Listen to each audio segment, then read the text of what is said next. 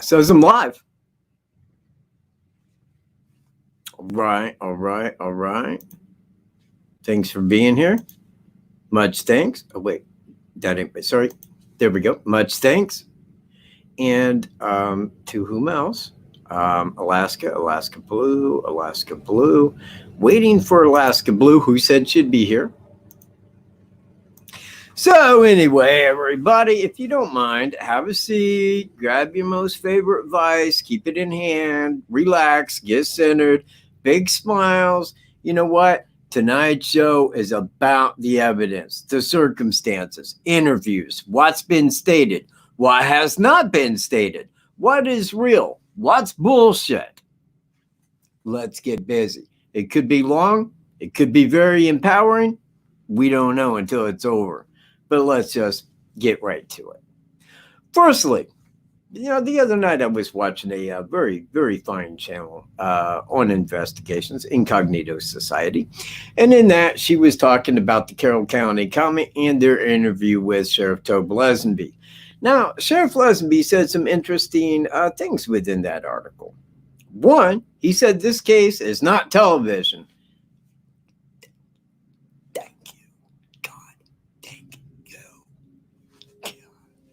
It's not television.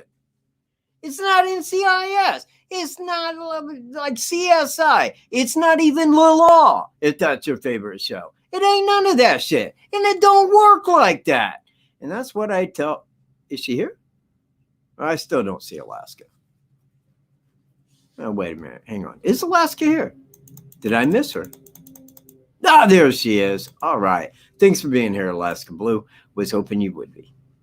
So this is not television, nor does it work like television, because television is fraudulent. It's fictitious. It's made to put within an hour so that you go, oh, so that's how that works. Wow, we really live in a day of technology, don't we? We sure do. Well, it does not work like that. Now, I have been working my backside off, literally. I have no backside at this point in time. It's been worked the hell off.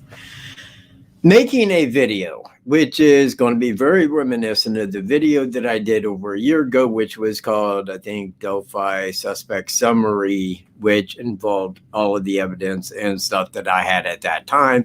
Much more has been gained, and I've been talking about making this video for, I don't know, the bigger part of a year now. Well, I'm finally getting to it, and I'm not even a third of the way done, and already it's at, like, last count, which was a half hour ago, at about 18 minutes long. So it's going to be very long and extended, but it's going to get right to the heart of the matter. So got that going on. Also, I got my letter from the Secretary of State today, which did tell me that my DBA names went through, making me literally the true king of Uganda. Now, I did that for one reason, and one reason, just one reason alone, and that was so that my little bear, that little bear that I love more than anything else in this world, I could look upon him and tell him that he is the true crown prince of Uganda. Now, I didn't see anybody out there making me the king of Uganda. I didn't see that happening, but I did it for my puppy. That's the respect that I hold upon myself. I love my little bear. Love that, you little bastard. You're so cool. Yeah. So anyway, I got that down. Now, let's get to the heart of the matter. Now, in that article, Sheriff Lesenby had mentioned a partial print found at the crime scene, a partial fingerprint. Now, I do take this back to after the first year press conference, when I did that interview with Trooper Kim Riley. He told me, as I've shown on here many times, I can go pull it up again if there's anybody new that requires viewing it. But he told me when I asked him about their investigation, he's like, well, it's like the suspect had never been caught committing a crime before. I said, well, are you saying that because the DBA or the DNA doesn't have a match in the database? Well, I can't comment on that. And maybe he has committed a crime before, but we can find no traces of him. I knew right then that they had fingerprints. Why? Because if you have DNA and you're trying to match DNA, it's only for various crimes that they take your DNA. It don't matter what they arrest you on. It makes no difference at all what you're arrested on. If you are arrested, they're taking your fingerprints. That's the only way that a law enforcement officer can look you in the eye and say, it's like this person has never committed a crime before. Well, that means one thing. We have fingerprints and they do not match. Okay. Now, when he was arrested at the Catholic supply store, and I do believe that was on the 21st of November, 2018, Carroll County was immediately contacted by St. Louis police. Why? Because they had a few differing reasons. One, Thomas Bruce was dressed like Bridge Guy when he committed that act at the Catholic supply store. Two, he looked like the sketch. Three, he had never been arrested. He had no DNA or fingerprints that were on file upon his arrest. When they fingerprinted him, guess what came back? The unknown from Delphi. And that's why they contacted Carroll County, because they knew right then that they felt they had their suspect in jail there. Now, along with having said that, because that part I'm speculating on, but I believe it to be true for the reasons that I just gave. They did have a partial fingerprint. They did look for a match. And when one came up upon his arrest, it led them straight back to Carroll County, and they called to tell them that information. So, with that, don't you believe the same as I that they sent along a mugshot and told the sheriff, hey, here's a mugshot of the guy. We realize you have two people that seen him. That's right, I said two. Yeah, that's right, two people that seen him. You had flannel shirt guy and the lady walking their dogs. Why do I say two? Why ain't I on that page with other people? Well, there was a couple down at Freedom Bridge that he walked by. They seen him. They're the ones that gave that first sketch. No, that's called Facebook shit, people. And please keep that to your Facebook ignorant fucking crowd. Don't bring it to my channel, because I'm going to say what the Sheriff Leslie said. If they didn't come from law enforcement, chances are it's a lie. It's bullshit. I don't fucking deal in that. God, man, I am really, you know what? Let me take a vape here real quick. I need to center back up. God, I was so ready for this show when I began.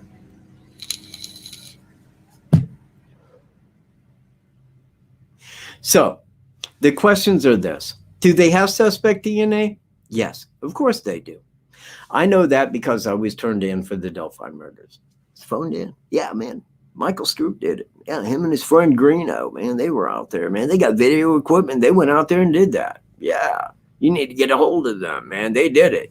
Well, it was a couple of Facebook people that was pissed off about a video I did where I told them, like, you know, to go out the door. Fair enough. They turned me in. Yeah, an investigator comes to my house, knocking on my door, first thing in the morning. Boom, boom, boom, boom. I ain't even out of bed. Hadn't had my coffee. Was a little pissed off, as you would understand, not having coffee. And I thought it was the pool guy, man, wanting revenue. You see where I'm at? That's who it looked like to me. The guy was in plain clothes, driving a regular car. So I said, excuse me, why in the F are you pounding on my door? Until he turned sideways. And then I saw the badge and I'm like, I apologize for the outburst. Pardon me, sir. Wasn't trying to get all mouthy. What do you need? Now, I had contacted my dad the day before, and my stepmom told me, hey, Howard County investigator called out here wanting to talk to you. Like, why do you want to talk to me? Well, he said it was about your aunt. I said, well, I only got one aunt that lives in Howard County, and she's in her 80s and in a wheelchair. I'm pretty certain she's not out committing crimes. Well, that's what they said. So when he walked up to me and introduced who he was, I don't even remember what his name was, just Howard County investigator. I did at the time. In fact, I made a video on my old channel that YouTube deleted. Why did they delete my old channel? Why am I no longer Michael Stroop?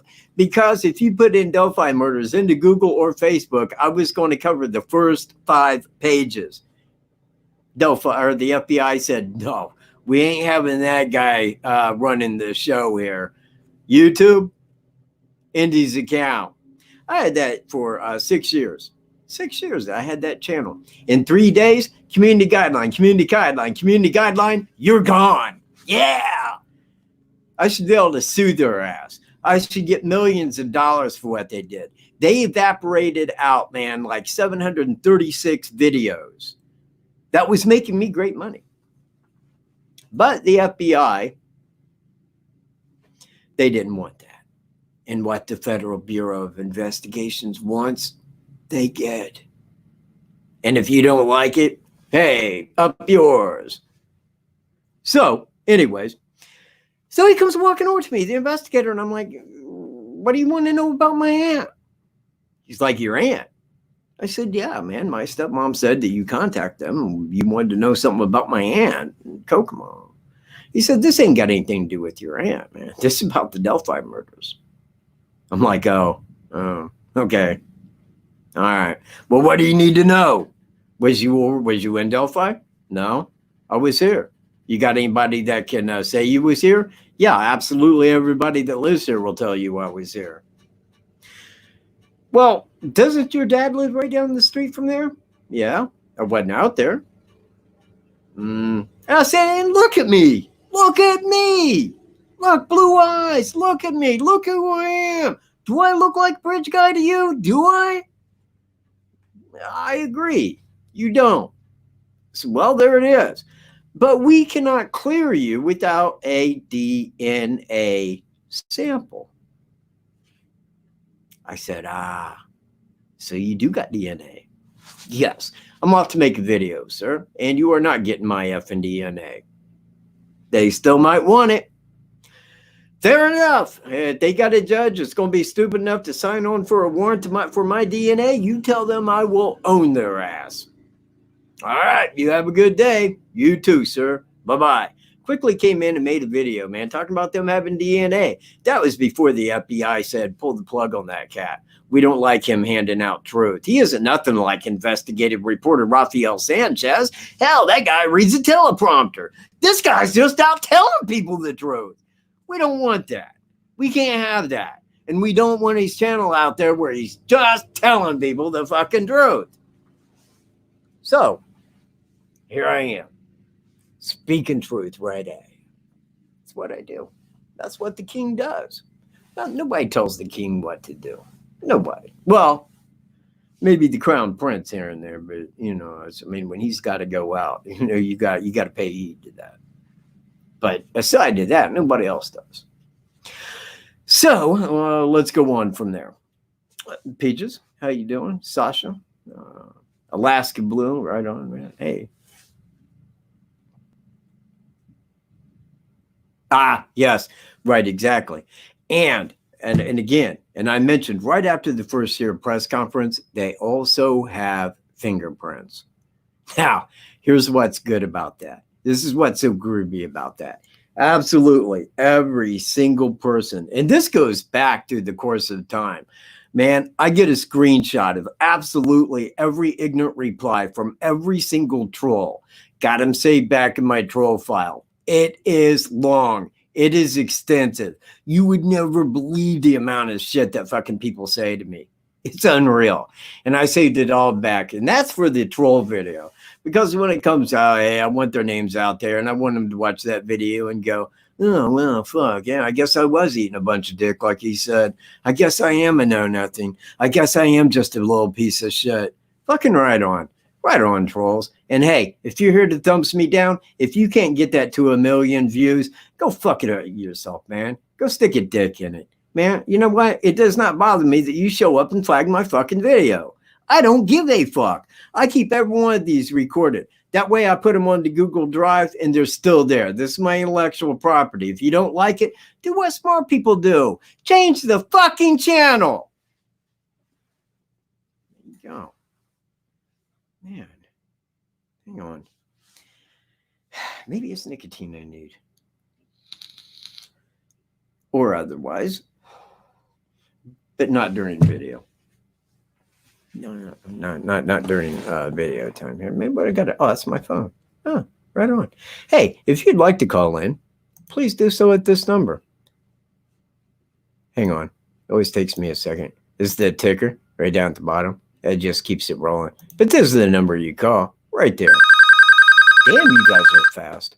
Remarkably fast, even. Hello?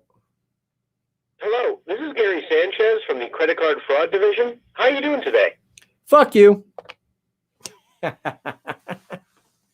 How are you doing today, credit card fraud guy? I don't know. How are you doing?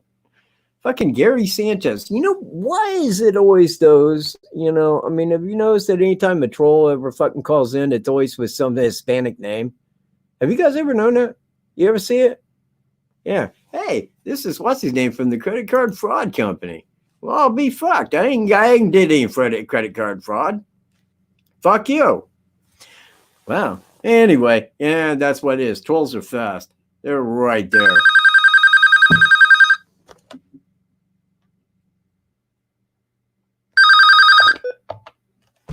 Lafayette School calling me. Well, I'll be damned.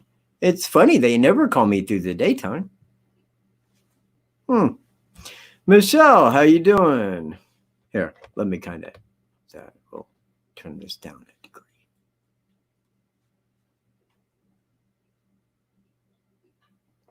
No, I'm not. I am not. I'm not.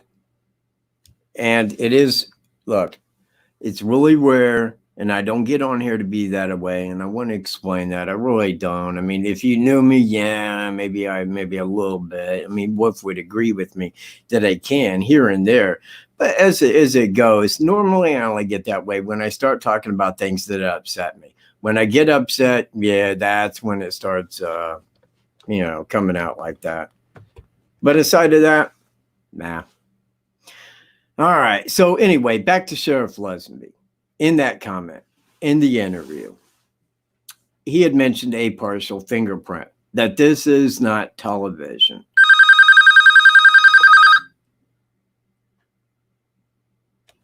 Hang on, blocking numbers.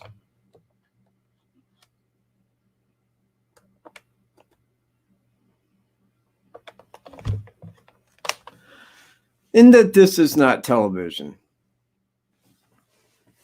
A partial fingerprint. You know what that says to me? Fuck yeah. I was right. I always am right. That's who I am. I try to treat my dog right. I do. Why do you think he's the Crown Prince of Uganda? I work my backside off so that my puppy can live the dream. That's what I do. Thanks, Alaska Blue. Well, it's the only way I can be taken, because if I was taken any differently than who I am, then people would be very confused about who I am. I don't like to be that dude.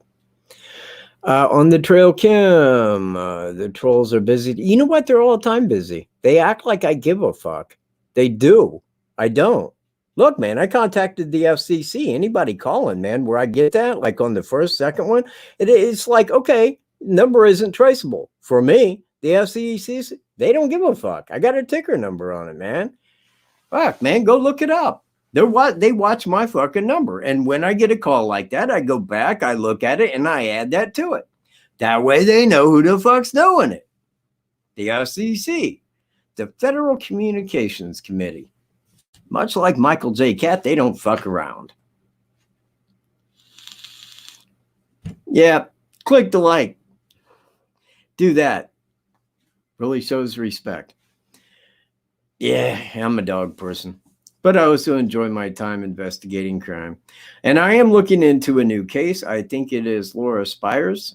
Looking into that. She was taken from the IU campus or in the vicinity of. And that's going back in time. The person that gave that case to me goes by Peaches Jones. They didn't want to give their last name and asked me for a surname. And I'm like, you got me, you know, but Peaches Jones. Okay, PJ. So PJ gave that case to me, and I am looking into it. But when I started looking into it, I noticed that like Inside Edition, and just everybody had looked through that case. Now, what I don't like about them, they don't really give you the facts. They always give you that way where they lean your mind towards someone. Nah, I don't like that shit at all. I like looking over the facts of a case. You get that through one way or two ways. One is by law enforcement, asking law enforcement, getting it from what they've stated upon the subject and so forth. Or you do it with interviews where you call people that are in the know and get their thoughts on it. That's how you investigate a case. If you don't do it like that, you know what? You're probably on Facebook and you're probably believing a couple of 16-year-olds down at Freedom Bridge gave the details for that first sketch that they gave us at the briefing. He walks by them. Whereas I know factually that the two people that seen him, he had a hat on because he was wearing a hat. There, let me go pull up that second sketch.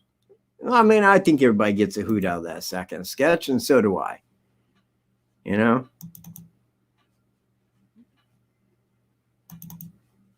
Let me just go pull that up here real quick. There it is. Show this out.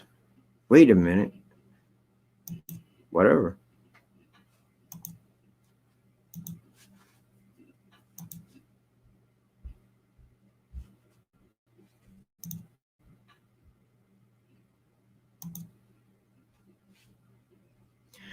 Let me make that a little bit bigger here. And here's the second sketch.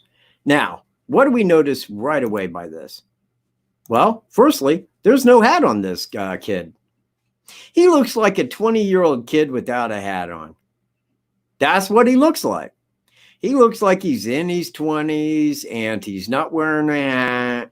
We're to believe that he is one of a handful of men that live around Delphi that never committed a crime before. Never did. And for some reason, there was a 16-year-old couple that was at Freedom Bridge that he walked by, and they gave the details for this first sketch. That's what we're told right there. That's what I hear. That's what everybody's come on to say. That like a couple down at the bridge seen him. Hang on. Let me get the number back up here. There you go. So, with that in mind, it's bullshit. No 16-year-old couple at Freedom Bridge seen him down there. If you believe it, cool. That's great. Keep it on your channel. Don't bring it to mine. Because when I see it, I get a little pissed. Hello. Hello. This is Miss Cavalier's School for Beautification for guys on the YouTube channel, and I was wondering if you'd be interested. No.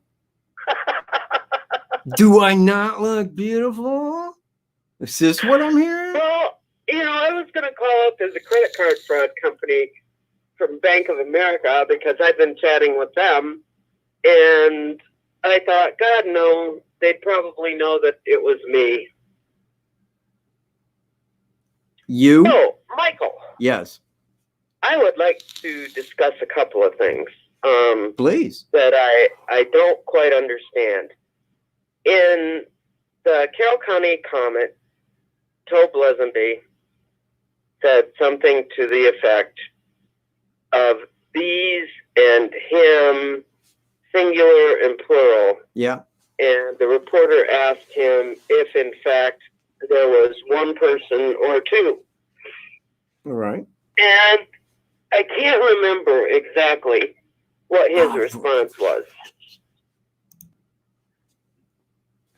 Okay. Go ahead with that. Well, I mean, one or two, you can't leave it at that. In time, if it was one person or two, I'm really beginning to question what kind of investigation they've put forward. I think that the reason that they leave it open as more than one person is for this. You got the people that seen the suspect. They know it's the suspect. And they at the briefing, they said, this is that one person. This is the guy where the video is taken from the bridge. This is the same guy's voice. Now, with that, did either of those two people that seen this suspect see somebody with him? No. Now, you had CSI there from the FBI. They would have been able to quickly determine whether one or more people were at the crime scene. So I think that the only reason why they say or more is because somebody could have been in the vehicle, not really committing the crime, but was in the vehicle waiting, something like that. That's why that they could say one or more.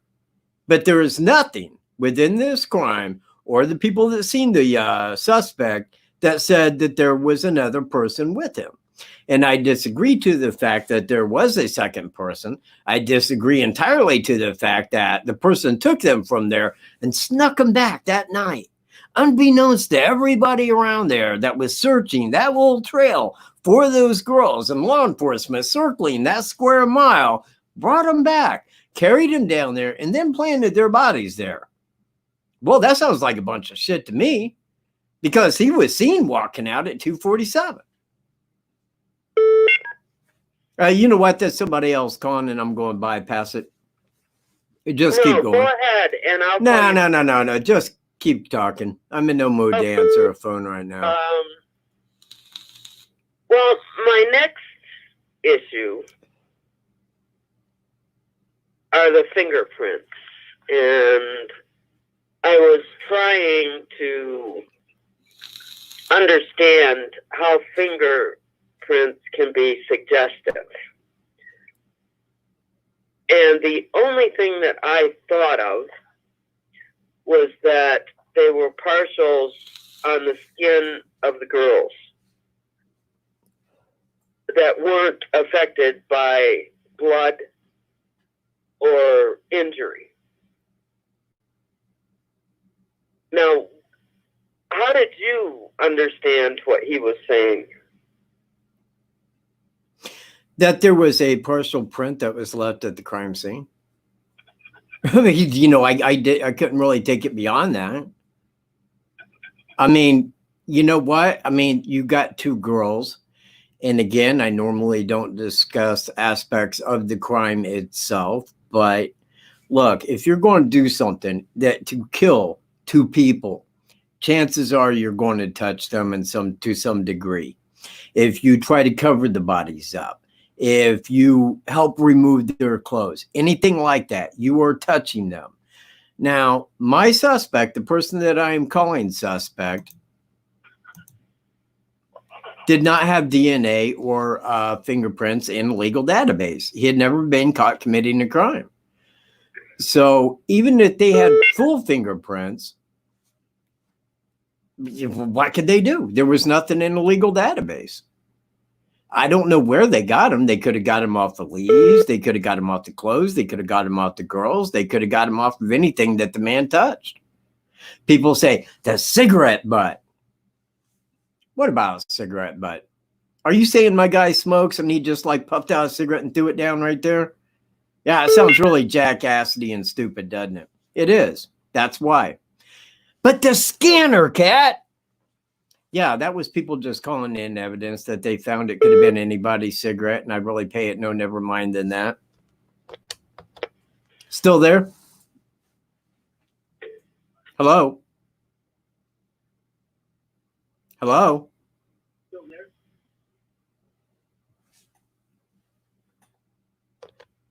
Let's say that they did get a cigarette butt, and for the purposes of conversation, that it wasn't in the exact area of the crime scene, and they don't know if it's good evidence or not. And that, in fact, might have a partial fingerprint on it. Well, because I can't imagine go ahead. A killer that brought weapons that and trapped them.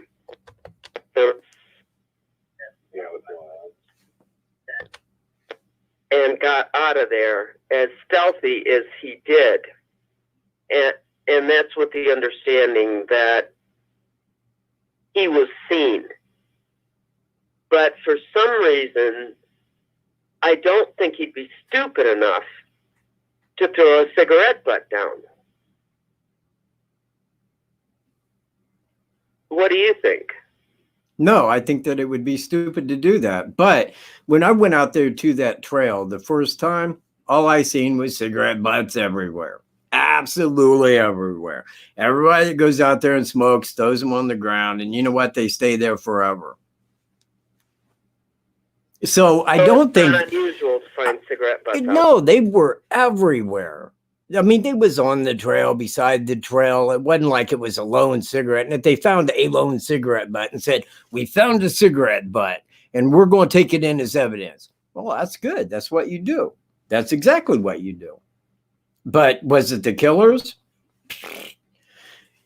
And again, I mean, if you got a guy that killed 2 young girls, there's going to be an amount of evidence that was left. Hold on a second. Yeah, what do you need? Look, I can't fucking hear you. Hang the fuck up and don't call back. Still there? Yes. Okay. I got tired of that piece of shit Cunningham fucking calling, trying to be a goddamn cocksucker. If I get my fucking hands on him, I'm going to rip his goddamn liver out. I will make him fucking eat it. Believe me, that is my next fucking adventure. I'm going to find out where that cocksucker lives, and I'm going to go fucking hurt him. Fuck you. Well, you're not the only one, I think, that's been... Yeah, I don't give him the time of day. Just keep going. Yeah, and I think he goes from... He does. YouTuber. Keep going with what you were saying beforehand. Well, fingerprints. Oh, well-known rumor that one of the girls had been covered up with sticks and leaves or something to obscure her body. Do you think that they could possibly get fingerprints from leaves? Yes. Explain, because I'm not sure. I haven't looked at that. Anything that you touch, even if it's porous like wood, you leave a fingerprint toward. Now, if I touched it with the side of it, it would leave a partial. Now, it's not going to be as clear as if I touched something that was like this, where it would leave a very clear print, but they can get a print. Now, if I grab leaves, wood, anything like that, it will leave a print. If I touch fabric or a shirt, it will leave a fingerprint to a degree. If they look at that with a microscope, they can make a determination. It's not going to be as clear on a harder object like such, like metal, glass. Glass is really good about picking up fingerprints, but it will leave a fingerprint. Well, since a leaf is rough with the veins in the skin running through it, I bet that could very well be then the suggestive fingerprint that they have, because he didn't have gloves on that I can see when he was walking. And if he grabbed leaves and sticks to cover one of the girls or both of the girls up, perhaps he did leave prints, and perhaps that's what they have that's suggestive. If I was a defense attorney, I would tear that up, saying you can't say that somebody else didn't touch those leaves before my client did, and cast doubt on that evidence. So maybe that's what they have, as opposed to, a fingerprint on a body,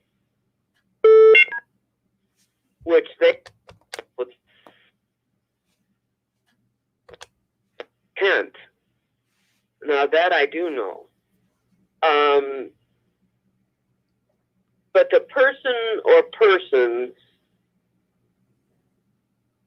that they're suggesting did this, and the fact that there might be enough evidence to arrest, but there may not be enough evidence to convict. And I think that might be where Robert Ives comes in. And he's saying, gentlemen, I need this, this, this, and this before we arrest, because I don't have a slam dunk case. Well, I think they got a slam dunk case. I do. I think it's a slam dunk as you get. Sasha, I do want to point this out. Now, the whole thing on Libby fighting the guy is rumor. And let me tell you something. I want to be quite clear. You got a 14-year-old girl. You have an older man as a suspect. If he has a handgun and you start throwing your fists at him, I want you to think about that. I want you to think about that. Libby was a very bright girl. She put her phone on video record, but I do not think that she was stupid enough to start throwing fists at an older guy who had a weapon in his hand. I don't believe that. I don't. In fact, I think it would be very silly to do that. I do. I give Libby all the credit in the world for what she did, man. She is the hero of this story. But I do not believe that she threw fists at him. I don't buy into that. I think that she was very scared, very afraid, and did what the man said to do. And that is sad. It's very sad. But I don't want people on here acting as if, though, that like she was there like beating the guy up. Let's be real. She was 14.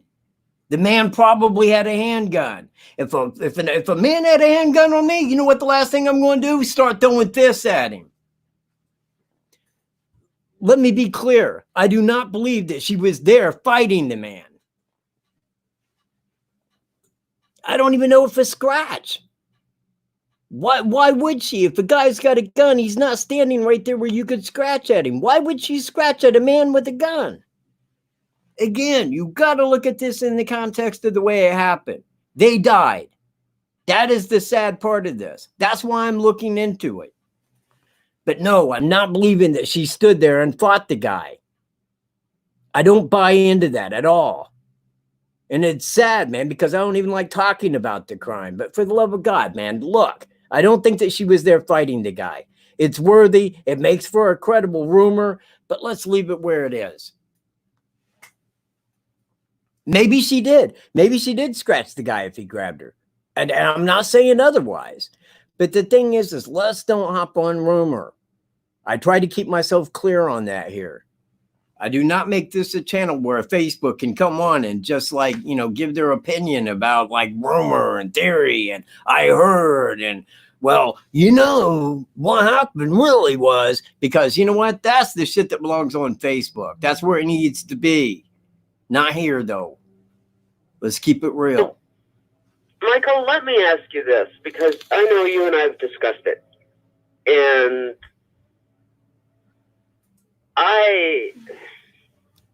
I'm rather torn, but As I with lean most. towards the fact that I think he came up from the south end of the bridge, past the girls, to check and see if anyone was behind him as far as he could see, and turned around and then trapped the girls.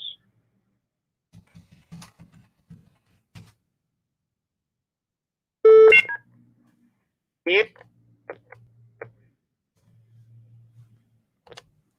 turned the phone on when he was coming back? Do I think he had the phone on? No.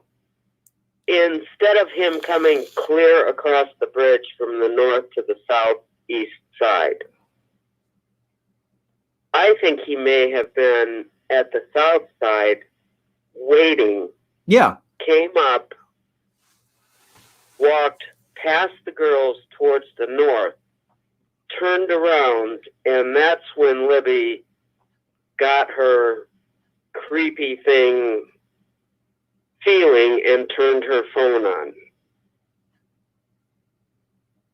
And that's when he ordered them down the hill exactly where he came from. Yeah, I believe the same. I mean, he was seen on the south side of the bridge at approximately 12:30 p.m. that day by the lady walking her dogs who lived on the south side of that bridge. She seen him right there on that south side. He wasn't under the bridge. He was on the top of it, back in that wood line. That's where dogs came across him. So I do feel that he stayed on the south side and waited. I think that what's in his pocket in that jacket is binoculars. That way he could see him coming at a distance. And is that the person that I want? See where I'm at?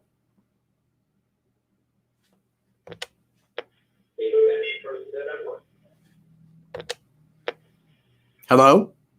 Hello. Well, it makes more sense because I think he spent time down there. And I think that's when he found the place that he wanted to take them.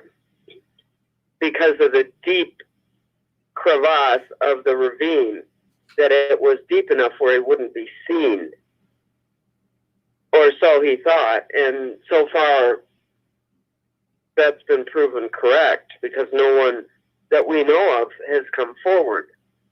But I'm also kind of confused, and probably some of this is what I've read on Facebook, but I'm not absolutely positive, that there's some thought to the fact that maybe there were more witnesses, and that hasn't been shared yet. I don't think any of it was shared. So do you think there could be more witnesses? I don't know how many that there could be.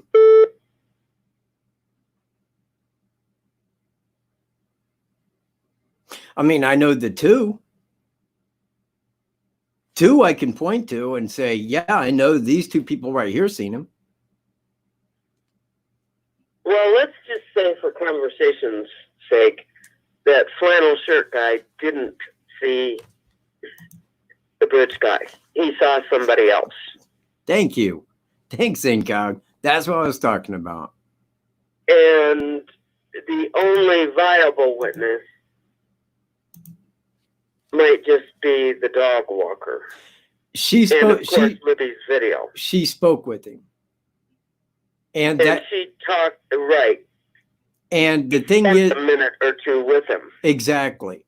Now that was brought up in a press conference, and I think that it was Kim Riley that had said that, I believe, because he said, and I quote, she had said, well, what I mean is the person that saw him, and that's how we knew that it was a woman. That's how we firstly knew that a woman was one of the two people that seen him. Now, we knew because she was spoke to by us, but that was back when we was kind of looking into Daniel Nations. Now, she said, and I am quoting here, I can give absolutely nothing on that case to you. Nothing at all. Nada. And in fact, I think she was told by the investigators, do not release anything. But she did tell us that, yes, I am the lady that I was out walking my dogs and came across them. And we knew where she lived, of course, right there on the south side. She has since moved. And the reason why it took her a while to come forward is because she knew that the suspect knew where she lived. Okay. Now, she knew what he looked like. And she knew that she had spoke with him, and she knew the suspect knew that she had spoke with him and where she lived. And she was very much afraid because the fact is, law enforcement didn't know who the suspect was. And she felt very much endangered by coming forward to say, this is the man that I saw. Now, when she did come out with that, because flannel shirt guy, they just walked by each other. That was that. Now, what are you going to remember, the next day about a guy that walked by you? Well, I don't know. He was probably about this tall. I kind of looked like this a little bit. But if you sit there and you talk to somebody for a minute or two, then you're going to see their facial features. She's the one that gave the most on the first sketch. Now, when they released the second sketch, what comes out?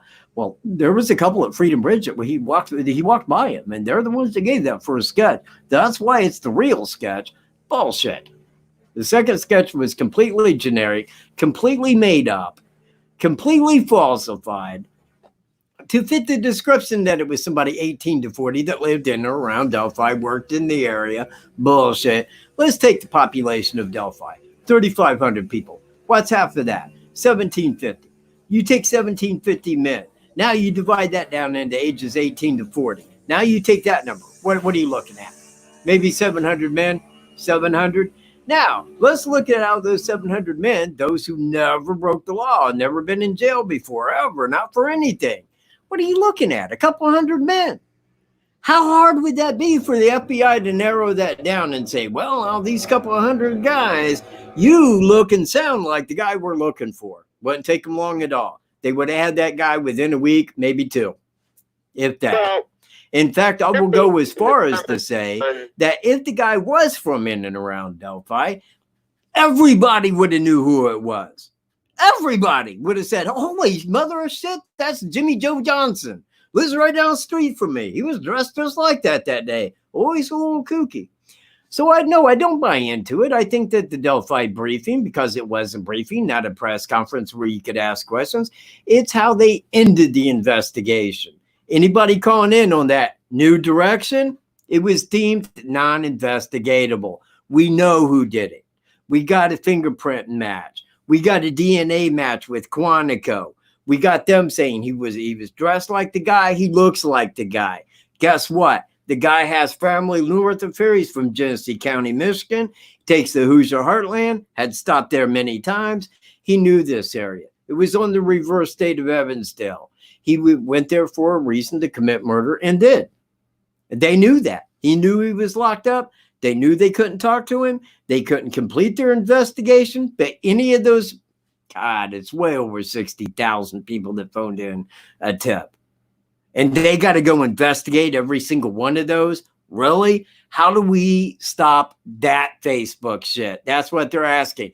How do we stop this madness? We end it. We give a new direction. Anybody calling in on that? Not investigatable. We already know who did it. That's what the briefing was about. Exactly what it was about. Well, back in politics, we called that a dog and pony show. Well, it was a nice dog and pony show.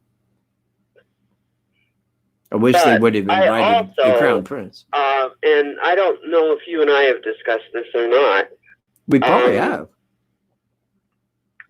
I would almost believe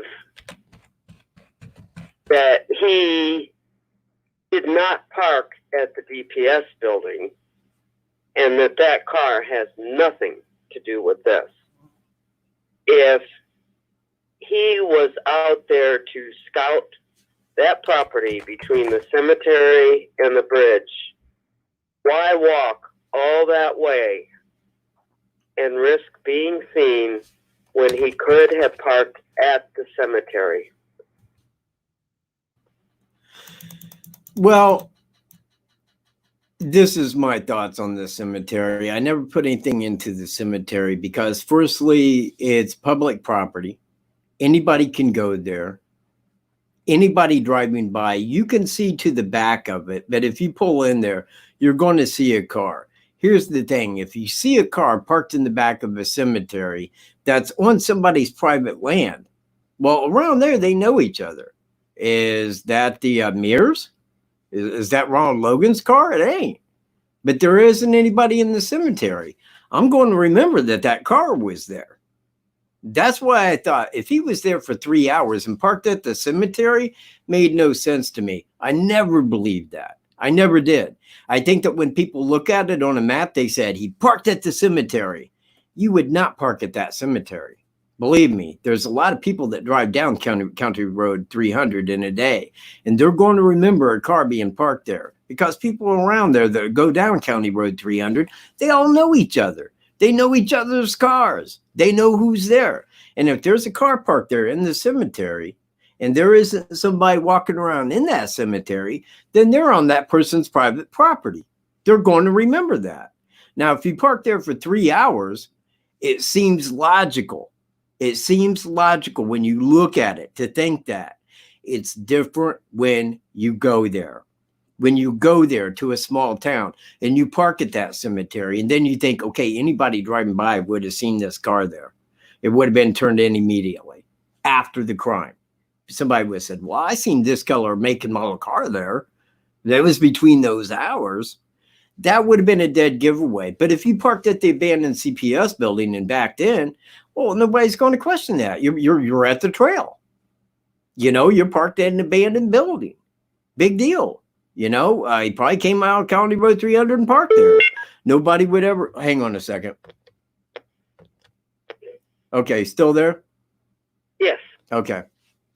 So, you know, I never really gave any credence to the cemetery theory. I mean, it looks good if you're looking at it online, but if you go to the trails and you walk it, you will realize it goes from Freedom Bridge down to Monon High Bridge and back. It takes 15 minutes to walk down there, 15 minutes back. It's not big. It's not expansive. It's rather small. It's not like a bunch of trails that go through the woods. It's one trail that goes down and one back. It follows the railroad track. Where the railroad track came through on that north side, it follows it right out to the highway. That's the trail. When you go there and walk it, you go, see, I thought this was way bigger than what it is. It ain't. And everybody says, well, it has to be somebody local because they knew the trails. You mean the trail? You mean a 15-minute walk trail? Yeah, man. Hope it didn't take them long to figure out. Because, you know, when you're there, you see that it's not big. It takes like zero time at all of walking to actually know your way around, to know where you are.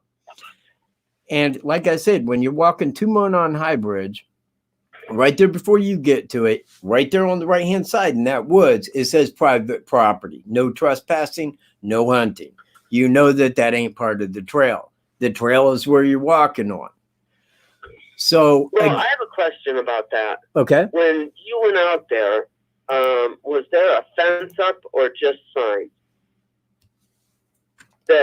Well, there's an older fence. I mean, you know, it's been taken down over time. You know, people walking over it and so on. But the signs are there. But the signs have always been there because right there to the right of the trail is Mears property. And that's where everybody had the, he was in the deer stand waiting for him. Man, that deer stand is a piece from the trail. And when you're looking at the trail, you're looking through forest. You know, you're looking through woods to see that trail. Whereas if you're on the south side of the bridge watching, now you can see who's coming toward you. Now you can get a good visualization of who they are. Plus, you're in the wood line. You're tucked back away where they can't see you till they get up toward you. And that's why I felt like for quite a long while that he was on the south side of the bridge waiting. Because to sit on the north side, well, you could sit on the north side, but say a fellow hiker walks by and sees you because it's not that wide. It's in the wintertime. I mean, it's in February. You don't have leaves on the trees. You can see in through the woods at quite a distance. He didn't want anybody to see him there. In fact, when he was walking out, he was hoping nobody was coming his direction. But there was, flannel shirt guy. He put an exact time on the time that he seen a person walking out with a hat on. Well, it just seemed, and I waver back and forth from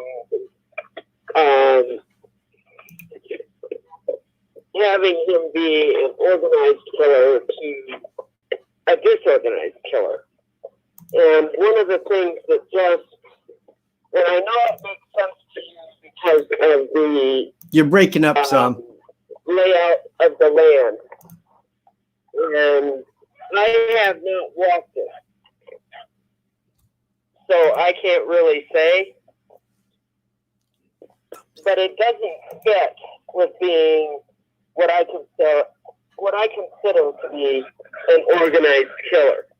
If he was as organized as I think he was, he would have looked at that. He would have been there previously. And he would have parked as close as possible. But now I think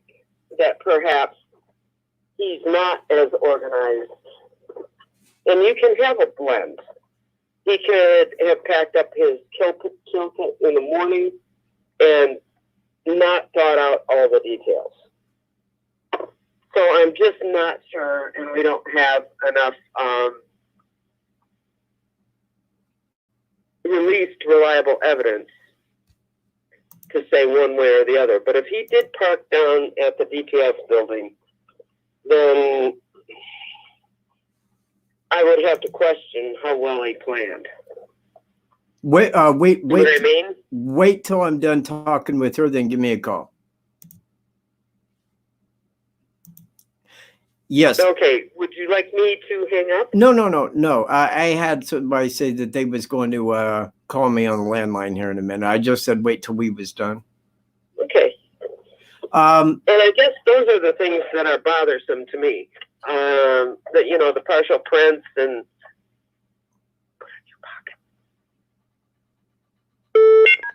prints and all. Hang on a minute. Yeah. Yes, hello, this is... Mother goddamn fucker. You know what, Michael Cunningham? I will fucking beat your goddamn little ass, you bitch. I will feed you your fucking liver, you cocksucking prick. Are you talking to me? Why in the hell would I tell you that? I don't know. I take it you've got another troll. No, it's fucking Cunningham, man. Look, I got his fucking number. I'm calling the FCC with it, and I will just attach his fucking name because fuck him. Fuck everybody else that's calling in like that. I got the names. I got the fucking numbers. I mean, the numbers don't mean shit to me, but they do the FCC. They fucking know that shit. Fuck you if the FCC don't. Well, and I'll only say this one time because I know it's against your policy. But there is another YouTuber that recommended that he get his own channel. Who? Because he is trolling The cunt? a lot of people. No, that's his fucking job, man. He's a piece of shit and he knows it. That's what that's his livelihood, is being a piece of fuck. So I can get his number. I know the person that has it. I can trace that fucking down. And when I show up, he'll know. He'll know immediately. Because last time he was in Indiana, I don't want to fight. I don't want to fight or anything. Don't do that. I'll call law enforcement. Great. You call law enforcement where you fucking live, bitch. You fucking call them. Tell them who did it. I want them to show up at my door. We're here to arrest you for beating the shit out of Mike Cunningham. Great. Been waiting for it. Here, detain me. I got fucking bond money. Hope he lives. Well, if nothing else, even if it's not much of a fight, get his DNA. Oh, I'll splatter some fucking DNA.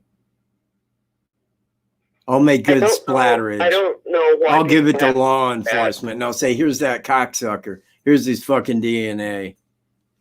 You can take it off my goddamn knuckles. Back to the girls. You know, I was reading over the coroner's regulations that they have to abide by. Yeah, they're very violent threats. You know what? And fucking get rid of Tobar. I don't like that motherfucker. I do not like him. Get rid of his ass. Fucking end him. Fuck you, Tobar. Eat dick. And one of the things that they are required to do within a very short period of time. Geez? Hey, anybody that says geez on what I say, fuck them too. Get rid of them. I don't like any fucking comments like that. You know what? My channel, I'll do whatever in the fuck I want. And if you don't like it, change the fucking channel. That's what smart people do. They go fucking elsewhere. All right, please continue, Miss Cap. Okay, one of the things that the coroner does right away, and this would have happened before Robert Ives moved to seal the autopsy records, those records and that cause of death, manner of death, would have been shared with the family because they have a very limited time after the autopsy is finished to provide that information to the family. And I didn't realize that until I was reading the coroner's statutes and regulations yesterday. And I think the family has held up remarkably well.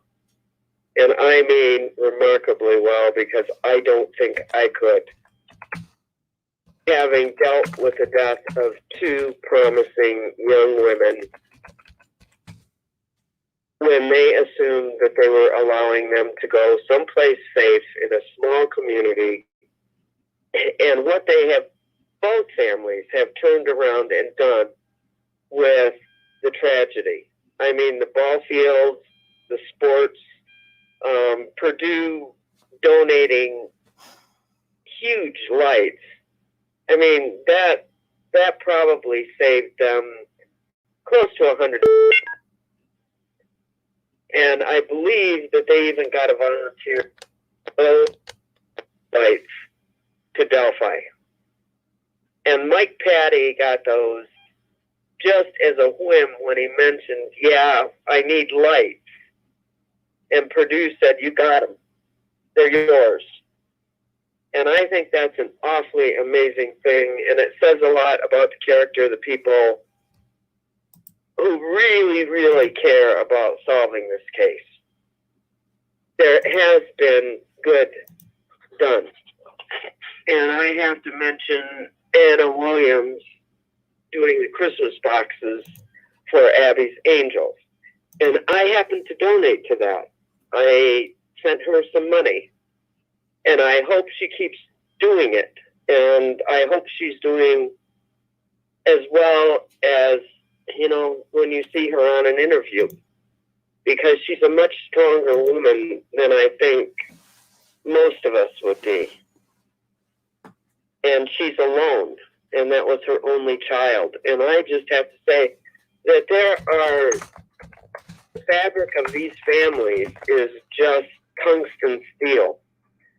And there is nothing after this tragedy that is going to put those families down, or the entire community of Delphi. You know, when it does come out, when the suspect is announced, that is Delphi's day. I mean, that is the day that they've waited for what will be probably in an area of 4 years. And that is their day. That is the day of Delphi and the community. And at least then everybody will at least be solid that, yeah, they got that guy. They got the man who committed that act. And that is what it boils down to, that it's all about. It's about that man being brought forward and tried for it. No matter where they try him, it is about Delphi. And law enforcement, because, you know, I mean, law enforcement for what they do. And the other day I called Indiana State Police. You know what? I should play that. If you don't mind, let me play that for a minute. No, you know what? I'm not going to. I'm saving that for a video, because I talked to a friend of mine concerning the time on that video. Was at 113 hours, 15 minutes. Now, what he told me was this, because he knew nothing, and he really does not know anything about the Delphi murders, and he lives in Kokomo, but he never kept up on it. But the one thing that he does know is computers. That's been his life. I mean, you know, he went to college for computers. He's always worked in computers. He was a supervisor over techs at Hewlett Packard and another place down in Indy. He set up the computers for Target in Kokomo, and now he's working at Chrysler Computers. The guy knows computers. So I asked him about that. Why would they have a time on that long? He's like, well, it probably dealt with the amount of time that they edited that video. So I said, well, it's just a snippet of the video. He goes, well, some of these larger computers, because I spoke of it being 113 hours, he goes, well, some of those bigger computers can run and edit a piece of a video like that over the course of a week. And I said, that's very interesting, because it would be my suspicion, given the length of all that was taken on the video record that Abby took on her phone, that if all of that was analyzed through a larger computer, that it would take 5 days. And I said, that's very interesting, because that does point to something that, you know, while I never would have thought about it like that, when he said that, I said, now it kind of makes sense. Because if the FBI analyzed every little aspect of that entire video, then that could be why that it was that long. And it was just a snippet of that. So there you go. Yeah, 2.5 second snippet. Yep. But no, it had the overall time that the entire video was edited. Right. No, and I agree with you. It very well could be, and I didn't think about that. But no, I didn't either. They probably tried to process his face many, many times. And I'm not sure that Pixar or Disney or whoever else. I don't even think they heard about it. I think that was just blowing shit. I do. Yeah. I do. I think that that's what it amounted to when I heard it said. I'm like, they didn't contact anybody. They're the freaking FBI. They know exactly what they're doing. And they're not going to reach Disney over a video. Please. It ain't like PGI, Bill. And I have a tendency to think that they probably didn't, because we have the technology. You know, we had it, 7 or 8 years ago, when they were identifying where Osama bin Laden had been and probably was. We have the technology that's so good to be able to see the wrinkles in his shirt in a yard that's thousands of miles away. And I have Hang on. thinking, wait a minute. 85 people watching and 45 thumbs thumbs up. I was going to go 45 thumbs down. People can't be that fucking ignorant. But 45 thumbs up. Okay, man, I appreciate it. It means half of you guys aren't trolls. You know, half of you can take that little, I don't even know. I'm looking at an invisible watch here, but if I had one, you could just click. Try it. that's an awesome number. Click. There you go. Yeah, 45? Almost, that is 50%, Michael. Well, yeah, but that's of total watching now, which is a good amount, and I appreciate everybody being here. I really do. You know what? I can't show teeth when I smile. I couldn't when I had teeth. Yeah, I mean, no teeth would show.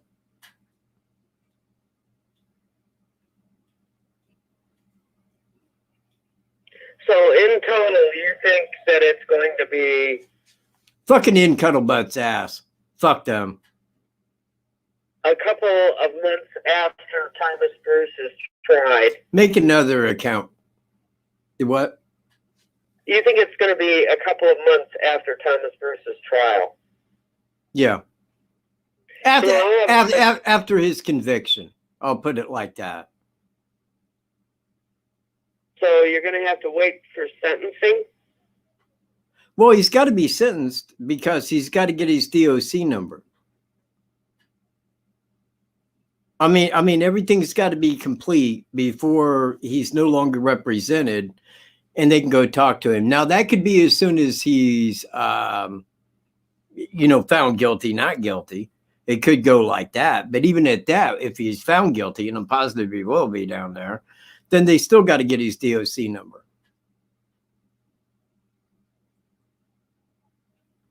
Well, with the nature of that crime, I am positive he left semen and DNA. And Maybe. that's a no-brainer. They got the DNA, and they probably had it prior to that because they probably swabbed his cheek when they were checking him into the jail. I don't remember if the state of Missouri can do that on an arrest or they have to wait for a conviction. But Justice for you now. End them. Send them on. Send them home. Make another fucking account.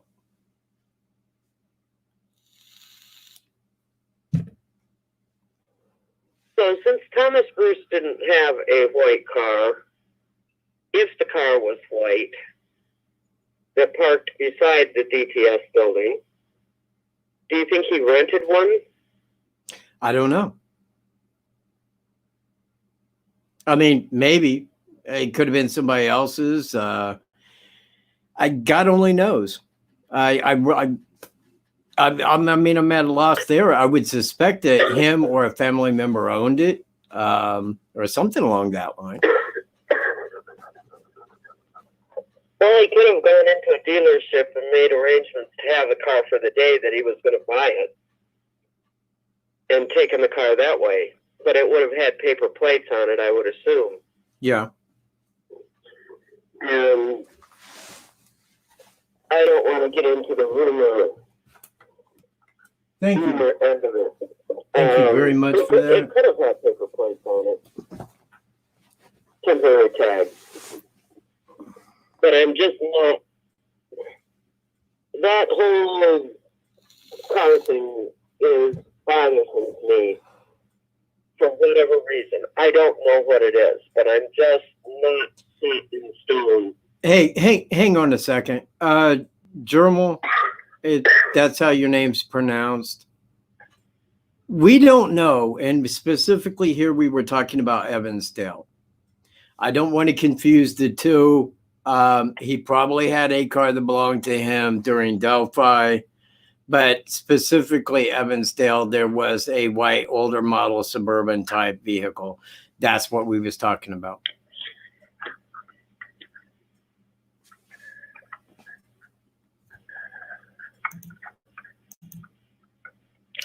And That's a he nice just walked logo up too. down I there, like it. Going into a dealership and say, hey, I need to test drive this car for a day or two. I'm really interested in buying, and they would have made arrangements for that. Yeah. Yep. And even though those plates are much more noticeable, the temporary plates, gosh, that might have even been a dealer plate.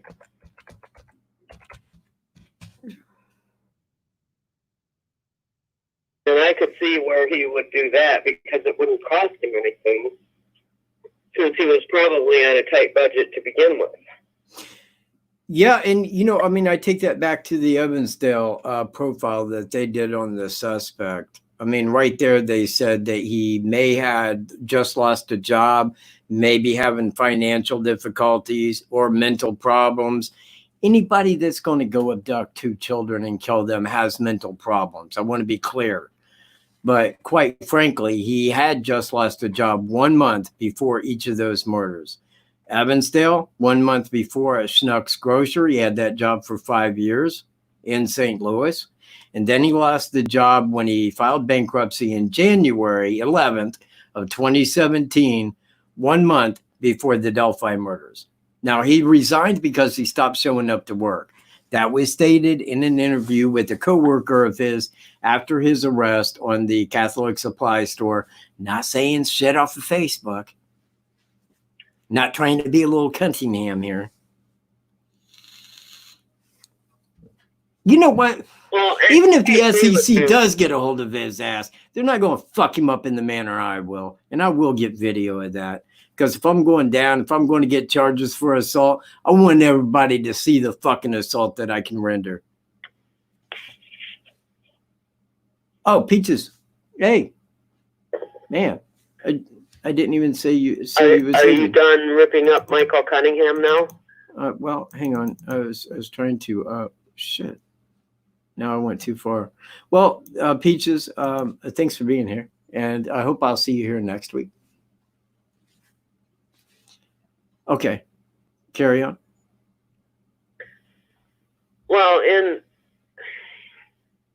He could have gotten a dealer car. Yes, right. He could have gotten a rental car. He could have borrowed a vehicle. And I'm assuming that law enforcement would know that by now because they did go down and talk to his friends and neighbors. Yeah, family, neighbors. Talked to all of them. Showed them the video, a bridge guy. FBI wanted to know, do you think that this is Thomas Bruce? And all of them said the same thing. I can't tell. I can't see his face. Okay, great. Then we can hand that out. And we can say it's somebody younger. Fuck yeah. Yeah. Because they knew who it was. They knew when the DNA matched. They knew. When the partial fingerprint matched back to Delphi, they knew. That's why they was down there immediately, the FBI. We need your DNA, pal. We think we know who you are. And we know that you know that we think we know who you are. God, I hope I said that correctly. Man, I hope I did. I'd hate to look wrong on my channel. Well, you and I have chatted about how to figure out the state of California and who's missing, who was murdered and found but unsolved. And we came up with a new way to do it, and that's through NamUs. Yes. And NamUs is I believe, a nonprofit group that's funded by the Department of Justice solely for the purpose of keeping track of unsolved murders, the missing, and the unidentified. Yeah. And if you go there and register, you can explore almost 200,000 people in this nation, Jeez. in our country, that are missing, unidentified, murdered with no solution. And it is easy to run the specific areas that you want to know and then delineate male from female, adult to child. And there are a lot in California, in San Diego County. It is well over, I think it was 1,200 females in that time span that he was in Escondido, which is in San Diego County. And you have to look at each one to try to figure out whether it's something that Thomas Bruce would have done, knowing that he's attracted to females of any type, and even up to 77-year-olds. And in Mary Prius's case, I believe that she was 88, 87. She was much older, but I believe that he committed that crime the same way he did with the sexual assault of the 77-year-old down in Berwyn, Missouri, which is a subdivision of St. Louis County. There are a lot of females missing out there, and it's going to take a very long time to go through 1,200 names. Yeah. But when I started, it was almost 10,000. And it's going to take a while to just look. And the FBI has a much better method of doing it, and that's by computer. And they would have that information in probably 3 seconds. It might take me 3 months of reading those horrific crimes, because I don't think he ever committed a crime that was normal, whatever normal is. I think his crimes are going to stick out like a sore thumb. And they are going to be very brutal and very heinous. And I think it didn't take him long from his first kill to escalate into terrible, terrible things. And I think alcohol was the deciding factor in possibly giving him the courage to go forward. or it may have been something that his inner demon needed, Yeah. whatever that And means. again, man, I mean, I kind of go back to that letter to the editor where he's talking about abortion and that he don't like to see people die for, bad crimes. And it's like, it's so flippant from the direction that I see him. I think that he very much enjoys abortion. I think that he very much likes to see people die. I think it was a black reflection of who he truly is inside. Oh, I do too, and I'm surprised that there wasn't more out on the internet that could be documented, like a letter to the editor, because he was a minister for what, 4 years? I think. At least a few, because when I look at when he lived down in what was that, Jackson County, that's where Cape Girardeau is, down there where the church was. It was only for a couple of years after he moved from Flint, and then he moved up to the greater St. Louis area and around the greater St. Louis area. And finally, when he committed the Catholic supply store sexual assault and homicide, he was living in Jefferson County, which that's just to the west of St. Louis County. But it was a different county. But that's where he was living at that time. Now, during, and I do believe that it was in a separate location. I don't think it was Lac Link Road, but he was living at Lac Link Road in St. Louis County during the time of the Evansdale murders. Well, I agree with all that. It's just, I wish we had a bit more information or had better references to crimes that have not been solved, because they would have, law enforcement in whichever community it was, would have come up against the same type of thing. No DNA, no fingerprints, no criminal record. And those cases would have gone cold. Yeah. Well, and again, I mean, if I'm looking at Genesee County in Michigan, and the two that we've discussed there, Mary Pryor and Ann Pates, and both of those crimes, they had fingerprints and DNA and fingerprints. Now, when you have DNA from a suspect and fingerprints of the suspect, and you run that through the legal database and it comes back negative with no match, then you got to be looking at that going, hey, man, look, we got a man out here that's like committing murders like this, that's never been caught committing a crime. Now, what is going to match is those fingerprints. When you have an unknown from one murder and you have an unknown fingerprint from another one that don't match, those do match. And they can say conclusively that the same person committed this crime, this crime, this crime, this crime, but we don't have them in a legal database to match to.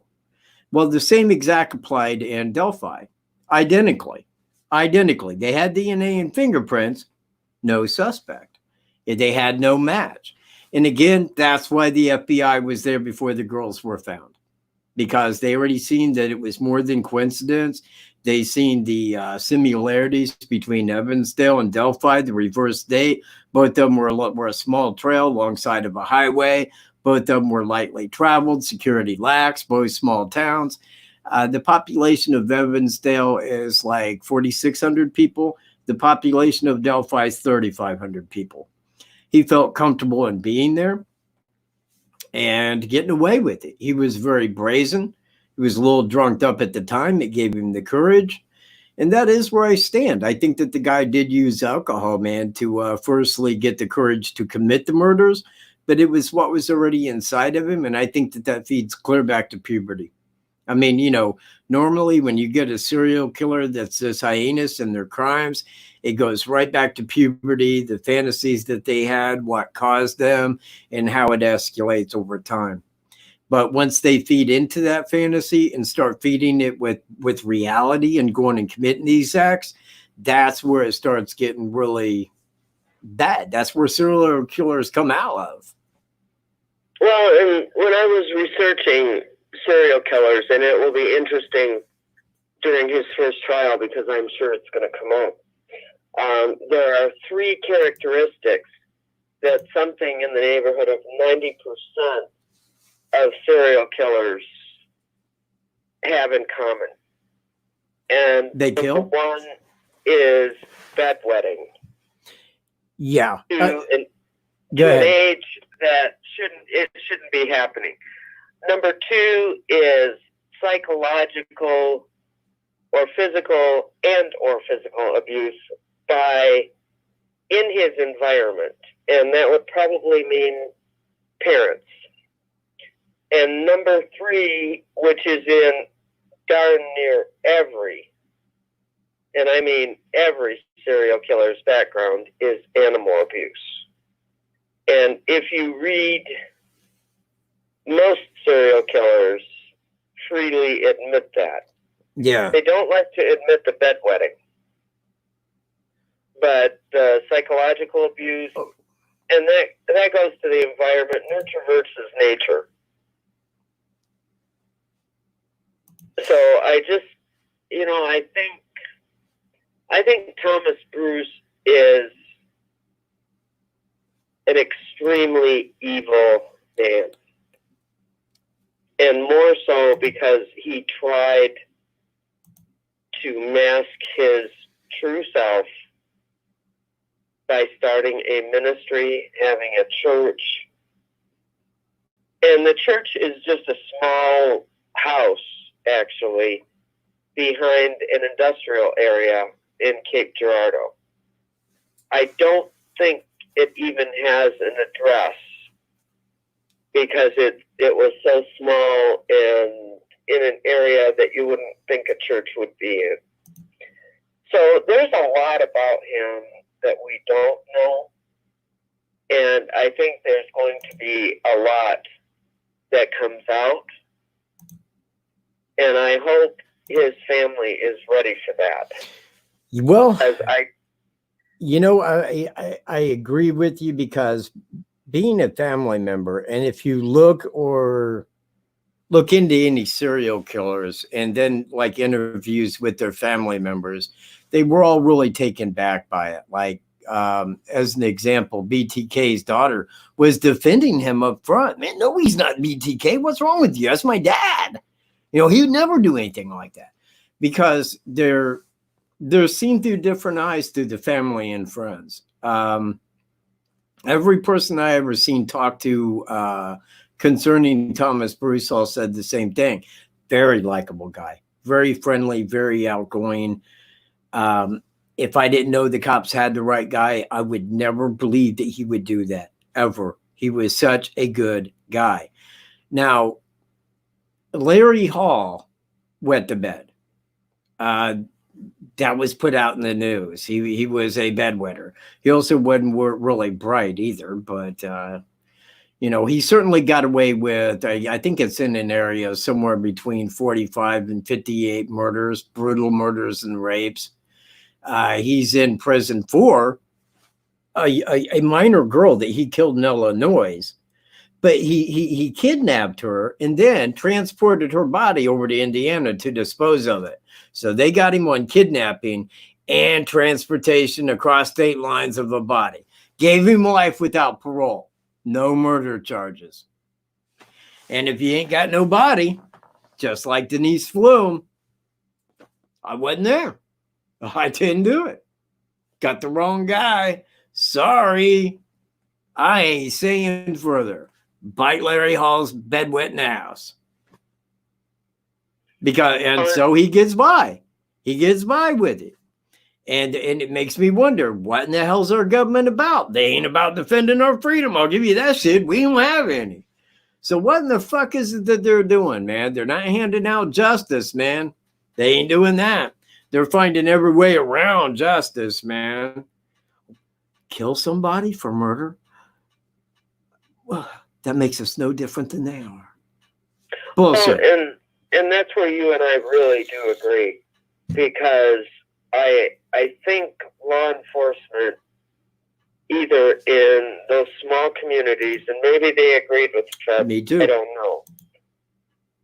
But I think that we owe it as a criminal, no, as a country who has one of the best law enforcement agencies in the world, and I'm talking the FBI because they are. I think we owe it to the survivors of those 58 women to be able to look at them and say, Larry Hall confessed. Yeah. Well, you see, he's not. I think. Go ahead. He's not going to confess because Indiana's death penalty state.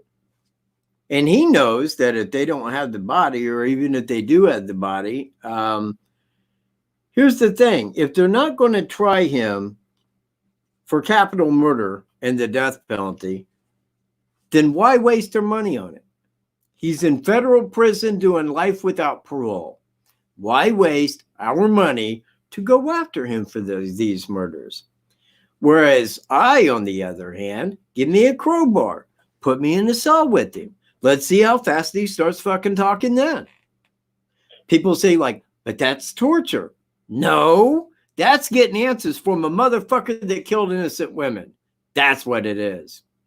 I look at things differently. Believe me, I don't think like other people. In fact, I would be quite ashamed if I did. When you're emotional about it, you and I agree on a lot. I just have a different approach, and that's me. Yeah. But I think it would be the right thing to do. Have you ever seen the interrogation of Colonel Russell Williams from Canada? No. Yeah, I did see some of it. He broke into a bunch of houses and took ladies' underwear and photographed himself, and he was the head colonel in charge of Trenton Air Force Base in Canada, their biggest military installation. He flew the Queen, he flew the Premier, he flew everybody in God, and he got caught. But the way they did the confession, and I think the interrogator's name was John Smith. I'm not 100% positive. But if you take a look at the way, the style, and the progression of that interrogation/interview, and watch Williams' body language, you can see the interrogation without... Hang on, man. I got somebody calling me. Okay. Hold on. Go.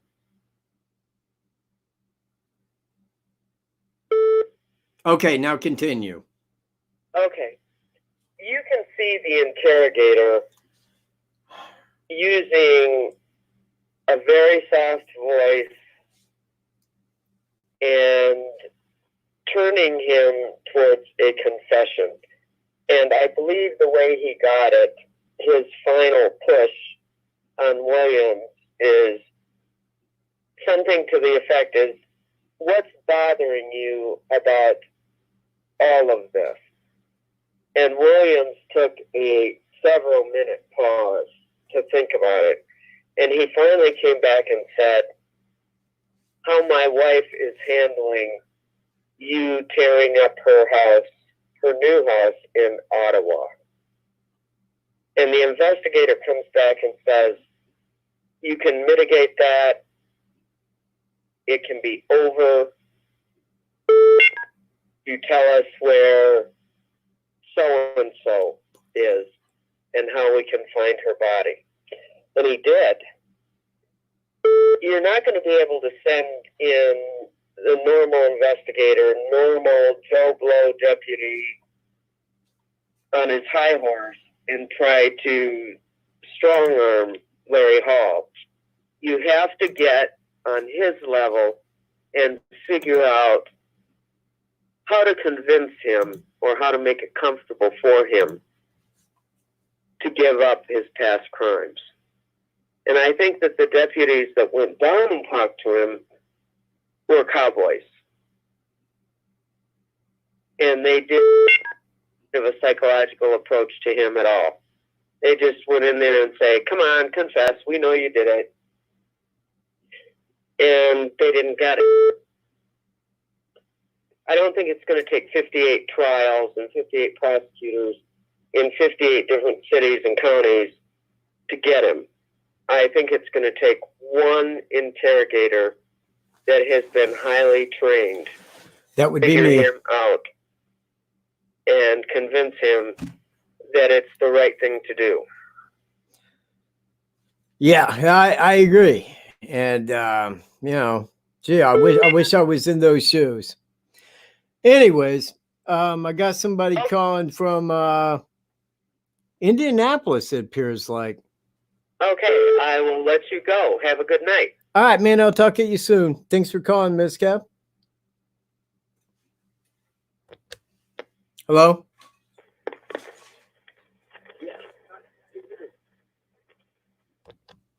Well, apparently people don't like to talk. Enter a number followed by... People don't like to talk, man. It sucks. I wish people was more talkative. I wish that people called and really wanted to talk. Wouldn't that be something?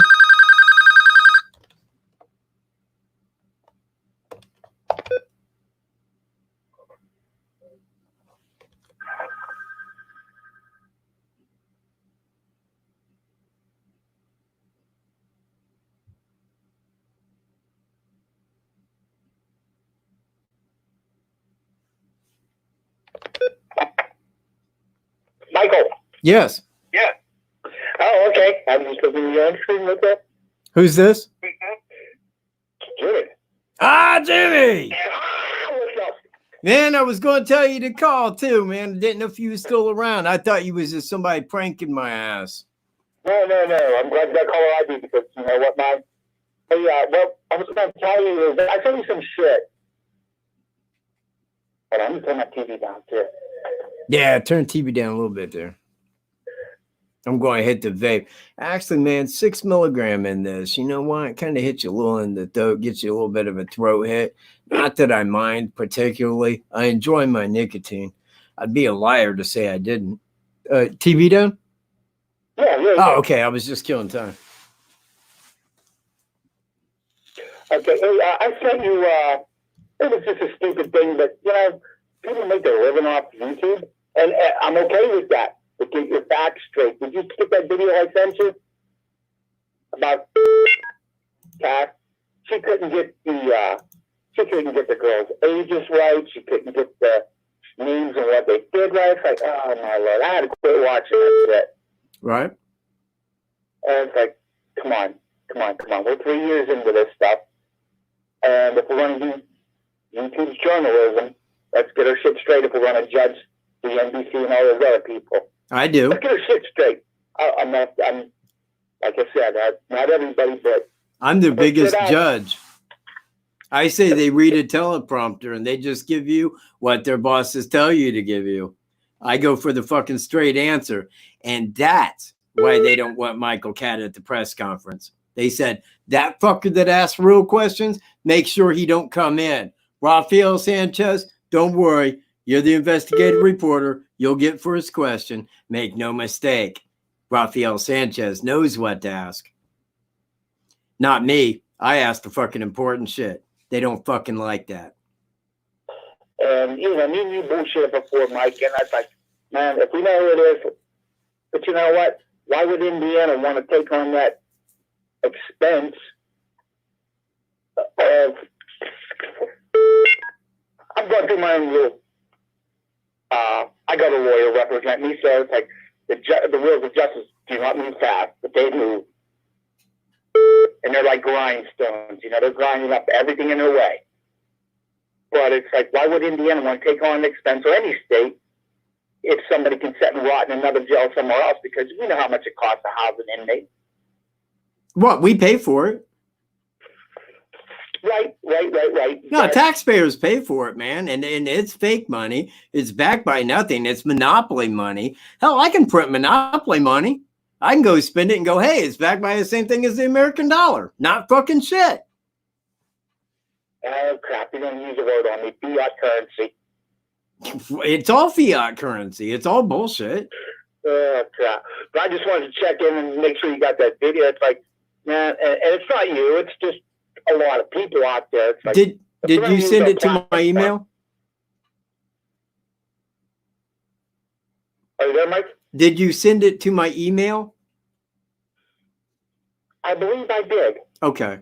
Well, yeah, I always check my email after the show. And that email address is here. And if you are a troll, please send me one there, because I think I got all emails blocked from trolls.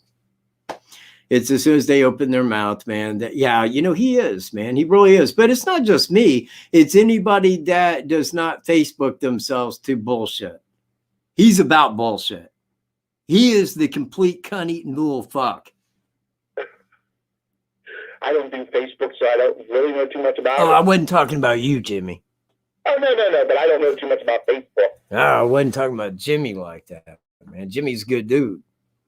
He's from the East Coast, man. But anyway, so I'll let somebody else call in, Mike. But it's like, if we're going to like jump on the bandwagon, start the little videos and podcasts, at least do your research and get the girls' ages right. And this is just one freaking thing. It's like, this has been going on 3 years now. Get the ages right, get whose cell phone it was, you know, get the grandparents, get the mom, you know, get the names right. I mean, all the information was there. It was just put through a wash and a dryer, and, you know, the clothes come out wrinkled. You got to iron that shit out.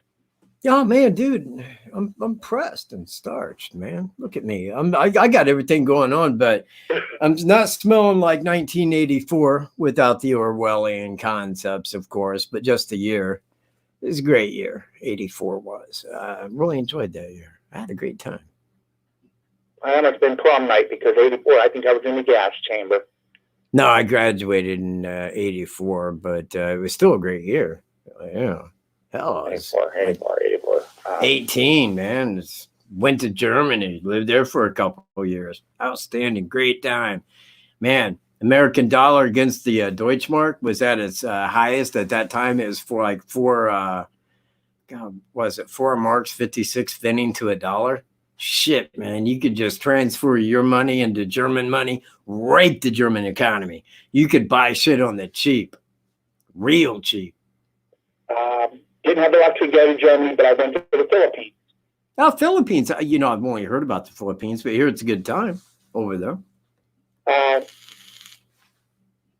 was hot, stinky, sweaty. But every place I went to was air conditioning, and they talk about money. For my $1, I was getting, back in the day, $1, 4 beers. Yeah. 12-ounce beers. Yeah. 4 beers for $1. A quarter for a beer.